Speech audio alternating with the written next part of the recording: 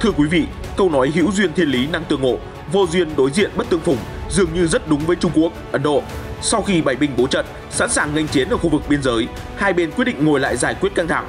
Tuy nhiên, màn khẩu chiến gay gắt đã đẩy mọi nỗ lực hòa giải rơi vào bế tắc. Chưa dừng lại ở đó, truyền thông Trung Quốc còn cáo buộc quân đội Ấn Độ vừa ăn cắp vừa la làng, hết gây hấn lại bịa đặt, vu khống cho quân đội nước này.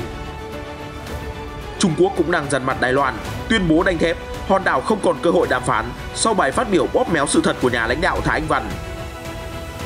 Chuẩn bị cho năng lực tả đột hữu sùng của mình, Bắc Kinh đang không ngừng nâng cao tiềm lực quân sự khi bổ sung nhiều tiêm kích tiên tiến để huấn luyện phi công.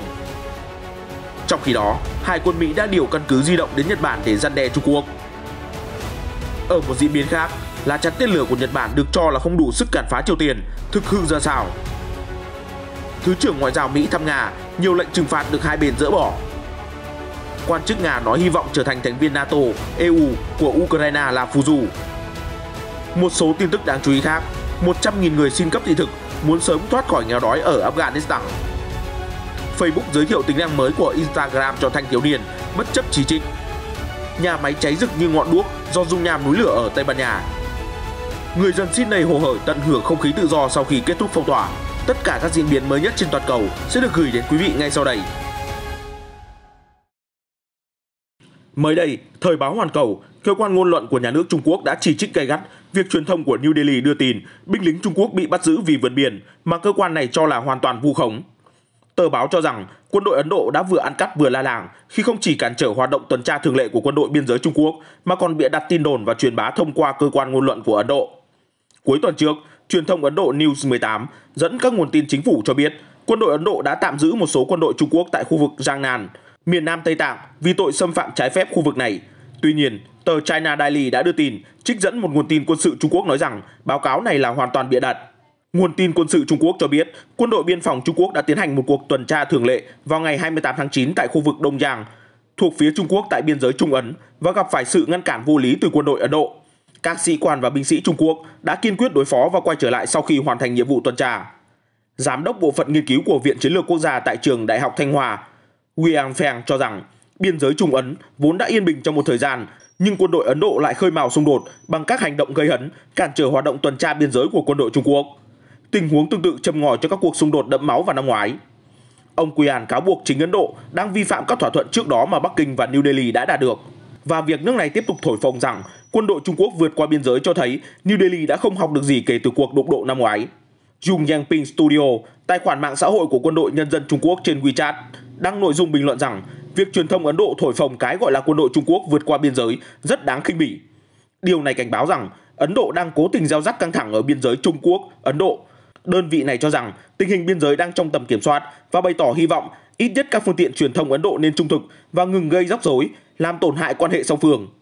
Các chuyên gia Trung Quốc lưu ý rằng phía Trung Quốc đã thực hiện các biện pháp kiềm chế và chỉ công bố thông tin có thẩm quyền với hy vọng duy trì bầu không khí hòa hợp để hai nước giải quyết hiệu quả các vấn đề liên quan đến tranh chấp biên giới.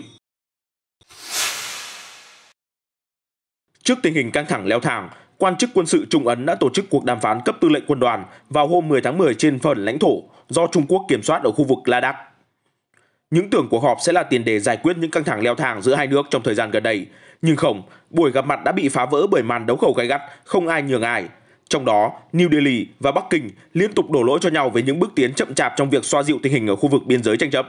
Hôm 11 tháng 10, Đại tá Long Shao-hua, phát ngôn viên của Bộ Tư lệnh Quân khu phía Tây của Quân đội Giải phóng Nhân dân PLA cho biết, phía Trung Quốc đã rất nỗ lực để hạ nhiệt căng thẳng, nhưng Ấn Độ vô cùng cố chấp, giữ khăng khăng thành kiến, ác ý với Trung Quốc.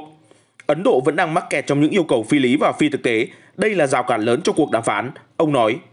Quân đội Ấn Độ đã đáp trả gay gắt bình luận trên. Họ cho biết New Delhi đã đưa ra các đề xuất giải quyết mâu thuẫn ở khu vực tranh chấp, nhưng phía Bắc Kinh không đồng ý và cũng không thể đưa ra bất kỳ sáng kiến nào cho thời gian tới. Bộ Ngoại giao Ấn Độ gửi đi thông điệp, kỳ vọng phía Trung Quốc sẽ chú trọng vun đắp cho mối quan hệ song phương lâu dài, sớm giải quyết các vấn đề còn đang bỏ ngỏ. Theo hãng thông tấn AP, cuộc đối thoại tiếp tục đi vào bế tắc, đồng nghĩa hai quốc gia sẽ duy trì lực lượng quân đội ở cả khu vực tiền tuyến tại Ladakh trong mùa đông thứ hai liên tiếp, bất chấp nhiệt độ khắc nghiệt tại khu vực. Căng thẳng biên giới Ấn Trung nổ ra khi Chủ tịch Trung Quốc Tập Cận Bình theo đuổi chính sách đối ngoại quyết đoán hơn. Năm ngoái, Ấn Độ và Trung Quốc đã đụng độ nhiều lần ở khu vực Ladakh. Một số cuộc giao tranh khốc liệt đã diễn ra kể từ sau cuộc chiến năm 1962. Căng thẳng lên đến đỉnh điểm vào tháng 6 năm 2020 khi quân đội Trung Ấn đã đụng độ và giao tranh tại một khu vực dọc theo đường biên giới không được đánh dấu trên dãy Himalaya, khiến 20 binh sĩ Ấn Độ và ít nhất 4 binh sĩ Trung Quốc thiệt mạng. Sau trận giao tranh vào mùa hè, Ấn Độ đã mất quyền kiểm soát đối với khoảng 300 km vuông, tức khoảng 115 dặm vuông đất. Các bộ trưởng quốc phòng và ngoại giao của Trung Ấn đã hội đàm để gia hạn cam kết giảm leo thang căng thẳng. Ngay sau đó, một thỏa thuận ngừng gửi quân ra tiền tuyến đã được thiết lập. Đầu năm nay, Ấn Độ đã điều động thêm khoảng 50.000 binh sĩ tới khu vực biên giới, một sự thay đổi lịch sử hướng tới một thế trận quân sự sẵn sàng tấn công nền kinh tế lớn thứ hai thế giới. Căng thẳng bùng phát trở lại vào ngày 31 tháng 8 sau khi Ấn Độ chuyển quân và xe tăng đến một đỉnh đồi ở phía biên giới tại hồ Pangosor, chiếm giữ các tuyến đường trên đỉnh núi mà Trung Quốc có thể xâm nhập. Đôi bên đều sẵn sàng đưa nước láng giềng vào tầm bắn.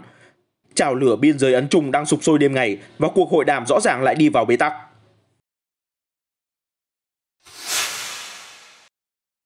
Chuyển sang căng thẳng ở eo biển Đài Loan, nơi Bắc Kinh đang ôm mộng thôn tính Đài Bắc, thống nhất Trung Hoa.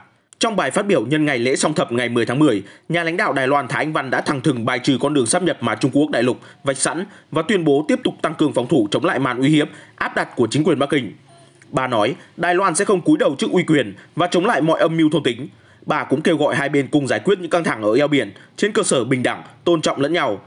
Hôm 10 tháng 10, phía Trung Quốc đã có động thái đáp trả bài phát biểu của bà Thái Anh Văn. Cụ thể, Văn phòng các vấn đề Đài Loan thuộc Quốc vụ Viện Trung Quốc khẳng định việc Đài Bắc kiên quyết tìm kiếm độc lập đã chính thức đóng lại mọi cánh cửa cho đối thoại. Phát ngôn viên của Văn phòng các vấn đề Đài Loan Mã Hiểu Quang nói rằng tuyên bố của bà Thái kích động thái độ thù địch, bóp méo sự thật và đánh lừa công chúng, nhân danh cái gọi là đoàn kết và đồng thuận. Hòn đảo còn hợp tác với các lực lượng bên ngoài để tìm kiếm độc lập. Ông Mã nhấn mạnh những động thái mị dần bắt tay với người nước ngoài của Đài Loan chính là nguyên nhân cốt lõi gây ra căng thẳng trong quan hệ xuyên eo biển và là mối nguy hiểm lớn nhất đối với hòa bình và ổn định khu vực. Phát ngôn viên nhắc lại rằng Đài Loan là một phần lãnh thổ của Trung Quốc. Ông nói đó là sự thật không bao giờ thay đổi, chủ quyền và toàn vẹn lãnh thổ của Trung Quốc chưa bao giờ và sẽ không bao giờ bị chia cắt.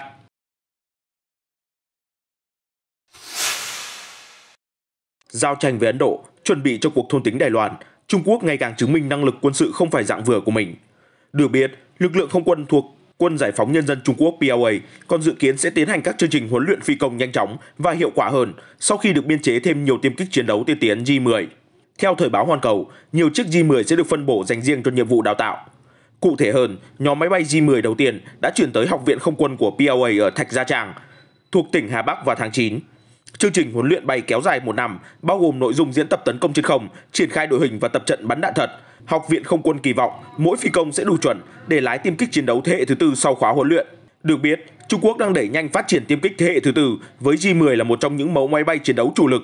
Chúng đang được biên chế số lượng lớn cho không quân như một phần của chiến lược cải tổ lực lượng này. Cũng theo thời báo Hoàn Cầu, không quân Trung Quốc đang được trang bị ngày càng nhiều loại tiêm kích tiên tiến như J-10, J-11 và J-16. Thậm chí có thêm tiên kích thế hệ thứ 5 là J-20. Loại chiến đấu cơ này yêu cầu phi công phải đạt tiêu chuẩn cao hơn và có nhiều kinh nghiệm hơn thì mới có thể điều khiển hiệu quả. Sự trỗi dậy mạnh mẽ về quân sự của Trung Quốc đúng là không thể xem thường. Ngay cả Washington cũng phải thừa nhận Bắc Kinh đã có những bước tiến đáng kinh ngạc chỉ trong thời gian ngắn. Thứ trưởng Bộ Quốc phòng Kalin Hick mới đây đã đưa ra cảnh báo về hoạt động xây dựng quân đội của Trung Quốc và mối đe dọa mà nước này đối với Úc và các căn cứ của Hoa Kỳ ở Thái Bình Dương. Trong một diễn đàn trực tuyến do Trung tâm Nghiên cứu Quốc tế và Chiến lược Hoa Kỳ tổ chức, bà Hick cho biết chính phủ có lý do thực sự để lo ngại về quy mô và phạm vi mở rộng năng lực quân sự của Trung Quốc trong khu vực. Mối đe dọa quân sự ngày càng tăng của Bắc Kinh đặt ra những thách thức lớn đối với Úc cũng như các vùng lãnh thổ Guam và Hawaii của Mỹ. Bà cho rằng luận điệu của Chủ tịch Trung Quốc Tập Cận Bình đã vạch rõ tham vọng trở thành một cường quốc quân sự toàn cầu của nước này. Người Trung Quốc đang phát huy năng lực quân sự một cách đáng kinh ngạc, bao gồm cả khả năng phòng vệ và tác chiến dưới đáy biển. Điều này hé lộ nước cờ xâm nhập vào mọi vị trí trên biển, cho dù đó là xung quanh vùng lãnh thổ Nhật Bản, Úc hay Hoa Kỳ như Guam hoặc thậm chí là Hawaii, bà nói. Tuy nhiên, bà Hick nhấn mạnh Mỹ và các đồng minh ở Thái Bình Dương đang hướng tới mục tiêu giảm căng thẳng và không tham gia vào cuộc chạy đua vũ trang. Mục tiêu của chúng tôi là không để xảy ra bất kỳ vụ xung đột nào đối với Trung Quốc. Washington và các đồng minh đang nỗ lực tránh để căng thẳng leo thang và dùng các biện pháp răn đe để kiềm tỏa tham vọng của Bắc Kinh, bà nói. Ở một diễn biến khác, những vụ thử tên lửa liên tiếp của Triều Tiên trong thời gian gần đây khiến Nhật Bản đặc biệt lo ngại rằng hệ thống phòng không hiện tại không còn đủ hiệu quả. Theo báo Nikkei Asia, các nhà lãnh đạo Nhật Bản đang tính toán nhiều phương án mới về phòng thủ tên lửa, bao gồm bổ sung mạng lưới các vệ tinh theo dõi hoặc là nâng cao năng lực tấn công tên lửa nhằm vào các căn cứ của đối phương. Triều Tiên đã thử tên lửa rơi xuống biển Nhật Bản vào hôm 28 tháng 9, sau đó được xác định là tên lửa siêu thanh Hwasong-8, có tốc độ và quỹ đạo vô cùng phức tạp, gần như không thể đánh chặn. Vụ thử này diễn ra trong chưa đầy 2 tuần, sau khi một cặp tên lửa đạn đạo của Triều Tiên cũng gây căng thẳng vào hôm 15 tháng 9. Chính phủ Nhật Bản đã lập tức báo động về vụ thử này, nhấn mạnh các tên lửa có thể rơi vào vùng đặc quyền kinh tế của Nhật. Hai tên lửa nói trên rõ ràng có khả năng thay đổi quỹ đạo và trở nên khó theo dõi hơn. Trong khi đó, lực lượng phòng vệ Nhật Bản hiện dự đoán quỹ đạo tên lửa dựa trên dữ liệu radar về góc phóng và tốc độ. Sau đó, hai hệ thống đánh chặn của Nhật được kích hoạt, bao gồm lá chắn tên lửa Aegis trên biển, can thiệp khi tên lửa ở ngoài tầng khí quyển, và tiếp đó là hệ thống Patriot PAC-3 đánh chặn khi tên lửa hồi quyển. Các hệ thống nói trên được thiết kế để đánh chặn tên lửa di chuyển theo quỹ đạo parabol đơn giản, giống như một trái banh bay giữa không trung. Thế nhưng vài năm gần đây, Triều Tiên đã phát triển nhiều loại tên lửa có thể thay đổi quỹ đạo, khiến chúng khó bị đánh chặn một cách chính xác. Một quan chức lực lượng phòng vệ Nhật Bản tỏ ra lo ngại, hệ thống lá chắn hiện giờ không thể chống lại tên lửa siêu bội âm và có thể thay đổi quỹ đạo. Vậy, Nhật Bản cần phải cải thiện những điều gì? Thứ nhất là hoàn thiện năng lực phát hiện tên lửa. Giáo sư Tetsuo Kotani từ Đại học Menkai kêu gọi Nhật Bản nên phối hợp Hoa Kỳ triển khai vệ tinh dày đặc hơn để tránh những điểm mù. Chúng ta cần phải gia tăng số cảm biến để có thể phát hiện tên lửa hiệu quả. Giáo sư Kotani nói, Bộ Quốc phòng cũng dự kiến cân nhắc mua thêm vệ tinh trong năm tài khóa 2022. Một yếu tố khác cần cải thiện là khả năng đánh chặn tên lửa. Điều này dễ thực hiện nhất là vào thời điểm tên lửa vừa phóng ra. Nhật Bản đang rất nóng lòng gia tăng năng lực tấn công, căn cứ phóng tên lửa của kẻ thù. Đây là một chủ đề được nhắc đến giữa các ứng viên tranh cử Chủ tịch Đảng Dân Chủ Tự Do hồi tháng 9. Khi đó, Thủ tướng Fumio Kishida cũng đã bày tỏ hoan nghênh ý tưởng này. Điều quan trọng là chúng ta phải tăng cường năng lực phản ứng với các đòn tấn công tên lửa, ông Kishida nói. Chiến hạm USS Miguel Cage đã di chuyển đến căn cứ hải quân Mỹ thuộc cảng Sasebo, tỉnh Nagasaki, miền Tây Nam Nhật Bản vào hôm Chủ nhật ngày 10 tháng 10. Đây là một trong 3 căn cứ di động viễn chinh của Hải quân Mỹ. Chiến hạm USS Miguel Cage dài khoảng 240 mét và có chức năng là nơi cất cánh và hạ cánh của trực thăng chiến đấu. Nó còn có thể hỗ trợ hậu cần cực kỳ hiệu quả. Các nguồn tin cho biết tàu chiến này rời Hawaii vào hôm 20 tháng 9, sau đó đến căn cứ hải quân Waipik ở tỉnh Okinawa vào ngày 6 tháng 10, rồi di chuyển đến Sasebo 2 ngày sau đó. Miguel Cage được biên chế vào tháng 5 năm ngoái. Hải quân Mỹ hôm 7 tháng 10 cho biết việc điều động chiến hạm đến căn cứ thuộc hạm đội 7 Yokosuka là nhằm tăng cường bảo vệ một khu vực Ấn Độ Dương-Thái Bình Dương tự do và rộng mở. Đài NHK cho rằng đây là một động thái mới của Mỹ để kiềm hãm sự bành trướng trên biển của Trung Quốc. Thẳng thắn và chuyên nghiệp là những từ mà quan chức Mỹ dùng để mô tả cuộc gặp cấp cao đầu tiên giữa nước này với Taliban kể từ khi Washington cùng đồng minh rút quân khỏi Afghanistan vào cuối tháng 8. Phát ngôn viên Bộ Ngoại giao Ned Price cho biết, phái đoàn Mỹ vào cuối tuần đã thảo luận tích cực với các thủ lĩnh Taliban ở thủ đô Doha của Qatar. Cuộc đối thoại tập trung vào vấn đề an ninh, những lo ngại chủ nghĩa cực đoan trỗi dậy ở Afghanistan, cũng như về hành lang an toàn để đưa người Mỹ mắc kẹt rời khỏi quốc gia Trung Á này. Quan chức Mỹ cũng nhấn mạnh, Taliban phải giữ lời hứa tôn trọng nhân quyền, đặc biệt là quyền của phụ nữ. Ông Price cho biết thêm, hai bên đã thảo luận về đề xuất Mỹ viện trợ nhân đạo mạnh mẽ cho Afghanistan nhưng sẽ chuyển trực tiếp đến tay người dân. Các cuộc thảo luận diễn ra chuyên nghiệp và thẳng thắn. Phái đoàn Mỹ nhấn mạnh, Taliban sẽ được đánh giá dựa trên hành động thực tế, chứ không phải là lời nói suông. Trích bình luận của ông Ned Price, dù vậy người phát ngôn không đề cập liệu có thỏa thuận nào đã được ký hay không. Trong khi đó, cơ quan ngoại giao của Taliban ở Kabul cho rằng, cuộc gặp kéo dài 2 ngày đã diễn ra tốt đẹp. Taliban hoan nghênh Mỹ viện trợ nhân đạo và khẳng định chính quyền địa phương sẽ hợp tác với các tổ chức tình nguyện để phân phối nhu yếu phẩm cho người dân. Dù vậy, Taliban khuyến cáo mọi hành động viện trợ không nên liên quan đến động cơ chính trị. Hôm thứ Bảy, đài truyền hình Al Jazeera có trụ sở ở Qatar đưa tin, quyền ngoại trưởng Afghanistan cho biết, các đại diện Taliban đã đề nghị Mỹ dỡ lệnh cấm đối với dự trữ của Ngân hàng Trung ương Afghanistan. Đồng thời, Taliban kêu gọi Mỹ hỗ trợ vaccine COVID-19 và mở ra một trang mới trong mối quan hệ song phương. Quan chức chính phủ Mỹ hôm thứ Sáu nói với Reuters, Mỹ sẽ đặt điều kiện tiên quyết với Taliban là cam kết không biến Afghanistan trở thành thánh đường cho các tổ chức cực đoan như Al-Qaeda. Quan chức Mỹ còn nói, cuộc gặp vừa diễn ra là vì mục đích thực tế, không nên suy luận rằng Washington đã công nhận chính quyền tạm thời của Taliban. Trong khi đó, tại Kabul hôm 10 tháng 10, đông đảo người dân đã xếp hàng, chờ đợi trong tuyệt vọng để được vào văn phòng cấp tờ giấy thị thực. Dòng người đã tập trung từ rạng sáng khi chính phủ tạm thời của Taliban đã bắt đầu cấp lại thị thực cho công dân vào cuối tuần trước. Việc này bị hoãn lại vào cuối tháng 8. Đến trưa ngày 10 tháng 10, các nhân viên an ninh Taliban đã có mặt tuần hành nghiêm ngặt để ngăn chặn hỗn loạn. Một người đàn ông cho biết, quan chức thông báo sẽ phân bổ đến 25.000 thị thực cho người dân có nhu cầu. Ông nói thêm, đã xếp hàng từ lúc 4 giờ sáng và trong nhiều thời điểm đám đông trở nên mất trật tự. Phát ngôn viên của Bộ Nội vụ Taliban hồi tuần trước cho hay, hàng vạn người đã hoàn tất nộp hồ sơ xin cấp thị thực và khoảng 100.000 lá đơn đang được xem xét. Theo Reuters, cái nghèo và nguy cơ đói ngày càng trầm trọng hơn ở Afghanistan sau khi Taliban lên nắm quyền. Nhiều người khát khao rời khỏi đất nước này, trong khi Liên Hợp Quốc cho biết có khoảng nửa triệu người đã mất nhà cửa trong những tháng gần đây. Con số này sẽ còn tăng lên do sự đình trệ của dịch vụ chăm sóc y tế, giáo dục và nền kinh tế cũng đã tới bờ vực sụp đổ. Mỹ đã dỡ bỏ trừng phạt với nhiều cá nhân Nga nhân dịp Thứ trưởng Ngoại giao Victoria Nuland đến thăm Moscow. Thông tin đáng chú ý này được phát ngôn viên Bộ Ngoại giao Nga Maria Zakharova đưa ra vào hôm 10 tháng 10. Theo nữ phát ngôn viên, chuyến thăm của bà Nuland là do yêu cầu của phía Mỹ và cho biết thêm, quả thật bà Nuland cũng nằm trong danh sách trừng phạt của Nga và không thể đến Moscow. Tuy nhiên, hai bên đã dỡ bỏ một số trừng phạt trên cơ sở có qua có lại.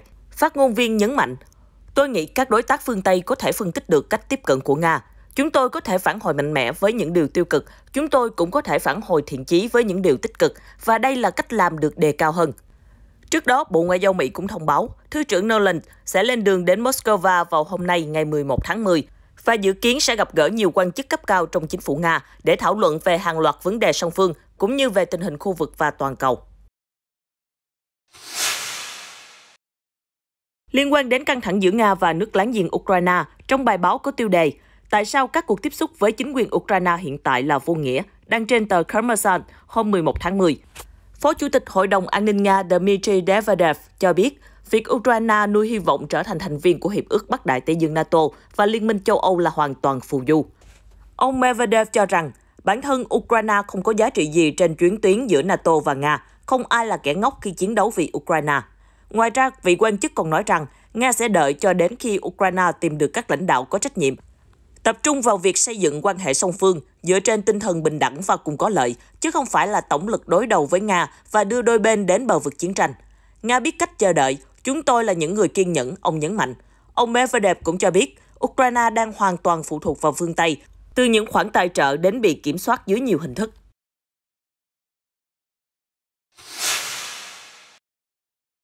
Gã khổng lồ mạng của Mỹ Facebook cho biết công ty sẽ giới thiệu các tính năng quản lý mới đối với những người dùng nhỏ tuổi của Instagram, trong bối cảnh phiên bản ứng dụng Instagram dành cho trẻ em dưới 13 tuổi của hãng này đang vấp phải làn sóng chỉ trích dữ dội. Các nghiên cứu chỉ ra rằng Instagram có thể gây hại cho sức khỏe tinh thần của trẻ em. Một cựu nhân viên của Facebook gần đây đã làm chứng về vấn đề này tại một phiên điều trần của Quốc hội. Tuy vậy, Facebook vẫn kiên định với dự án của mình. Brooke Nicholas đã xuất hiện trên đài truyền hình ABC và nhiều kênh khác vào hôm 11 tháng 10 và tiết lộ các tính năng mới cho người dùng Instagram ở lứa tuổi thanh thiếu niên. Trong đó, nếu phát hiện thanh thiếu niên theo dõi nội dung không có lợi cho sức khỏe, ứng dụng sẽ khuyến khích họ xem những thông tin khác. Ngoài ra, hãng cũng sẽ thiết lập lời nhắc nhở nếu trẻ em đã sử dụng ứng dụng trong thời gian dài. Ông Clark nói, Facebook hiểu rằng thành công đi kèm với trách nhiệm và những lời chỉ trích. Không chắc liệu các sáng kiến mới có giúp công ty thuận lợi phát triển Instagram cho trẻ em hay không, khi mà các nhà lập pháp đang ra sức yêu cầu họ hủy bỏ dự án này.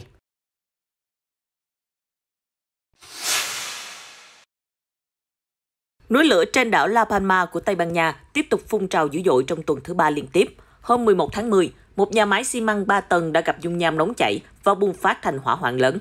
Đến hôm 10 tháng 10, Viện Nghiên cứu Địa chất Quốc gia Tây Ban Nha cũng đã ghi nhận 21 cơn động đất với trận mạnh nhất đạt 3,8 độ Richter. Kể từ thứ Hai, các thành viên Hải quân Tây Ban Nha đã đến giúp quét dọn tàn tro, vốn đang bao phủ hầu hết hòn đảo, theo Bộ trưởng Quốc phòng Margarita Robles cho biết. Trong khi đó, dung nham nóng chảy ở nhiệt độ 1.240 độ C đã hủy hoại toàn bộ những tòa nhà còn lại ở làng Tordoc. Từ khi thức giấc hôm 19 tháng 9, núi lửa đã liên tục phun trào dòng dung nham khổng lồ, hủy hoại gần 1.200 công trình và hàng loạt trang trại của người dân. Trên toàn đảo La Palma, tổng số người phải di tản vẫn ở mức 6.000 người. Sydney, thành phố lớn nhất của Úc, đã mở cửa trở lại vào ngày 11 tháng 10 giờ địa phương sau gần 4 tháng phong tỏa nghiêm ngặt do dịch Covid-19. Sau hơn 100 ngày ngừng hoạt động, phòng tập KA Performance ở Sydney đã chào đón những khách hàng đầu tiên trở lại, Andrew Barnett và Frankie Prochilo. Các thành viên của phòng tập đều tỏ ra rất vui mừng khi được tập luyện với đầy đủ trang thiết bị. Quán rượu lâu đời nhất ở Sydney, Fountain of War, đã hoạt động gần 2 thế kỷ, có tầm nhìn hướng ra cầu cảng chính của Sydney. Trong khu The Rock cũng đã mở cửa sớm hơn 1 giờ so với thường lệ để chào đón những khách hàng quen thuộc của mình. Sau khi nếm cốc bia yêu thích, Brian Hope O'Mara, người Dublin chia sẻ: "Tôi đã mong chờ thưởng thức những món nước tuyệt vời này trong 108 ngày qua." Cửa hàng bách hóa lâu đời nhất ở Sydney, David Jones, cũng mở cửa sớm hơn 1 tiếng. Nhiều người đã xếp hàng từ sớm. Họ bị thu hút bởi những màn trình diễn hoa lá mùa xuân và những âm thanh du dương của các tác phẩm kinh điển do những người nghệ sĩ dương cầm biểu diễn. Được biết, hầu hết các phòng tập thể dục, quán rượu, nhà hàng và cửa hàng bán lẻ đều chỉ mở cửa cho những người đã được tiêm chủng đầy đủ vaccine ngừa Covid-19. Hôm 11 tháng 10, bang New South Wales của Úc đã ghi nhận 496 trường hợp mắc SARS-CoV-2 mới, giảm nhiều so với mức đỉnh của tháng trước. Trong khi bang Victoria phát hiện thêm 1.612 trường hợp dương tính với nCoV, mức thấp nhất trong vòng 5 ngày.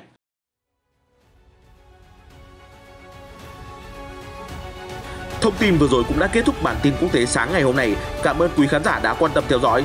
Xin chào và hẹn gặp lại trong các chương trình tiếp theo phát sóng trên kênh FBNC.